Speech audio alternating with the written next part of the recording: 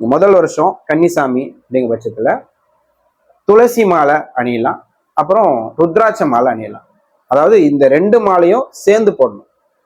துளசி விஷ்ணுவோட அம்சமாகவும் ருத்ராட்சம் சிவனோட அம்சமாகவும் இப்போ 2 பேரும் சேர்ந்தது தானே ஹரிஹரசுதன் ஐயப்பன் அப்படிங்கிறதுனால அந்த 2 மாலையும் நீங்க பயன்படுத்தணும்.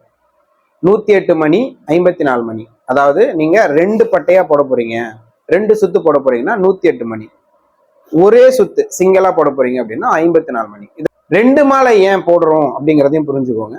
இப்போ நம்ம பயணப்படுறோம், ஒரு இடத்துல அருவியில குளிக்க போறோம், இல்லை தினசரி நம்ம 2 வேளை குளிக்கிறோன்ற பட்சத்துல ஏதோ ஒரு சூழல்ல நமக்கு தவறுதலா அந்த மாலை அறந்து போக வாய்ப்பு இருக்கு. அப்போ ஒரு மாலை அறந்தாலும் இன்னொரு மாலை கழுத்துக்குள்ளேயே இருக்கும், அப்போ அந்த விரதம் தடைப்படாது அப்படிங்கிறதுக்காக தான் 2 மாலையா அணிய சொல்றது. இப்போ டாலர் ஐயப்பனுடைய உருவம் தான் நீங்க போடணும்.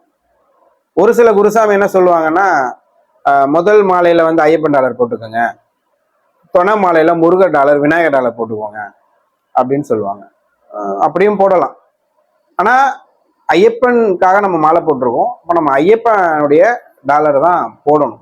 இப்போ பெரும்பாலான இந்த டாலர்லாம் முன்னாடி ஐயப்பன் பின்னாடி முருகர் விநாயகர் கலந்து அந்த மாதிரி வருது. அந்த மாதிரி கூட நீங்க வாங்கி போட்டுக்கலாம். ஆனா ஐயப்பன் தான் பிரதானம், அவருடைய டாலர் தான் ஐயப்பன். சுவாமியே!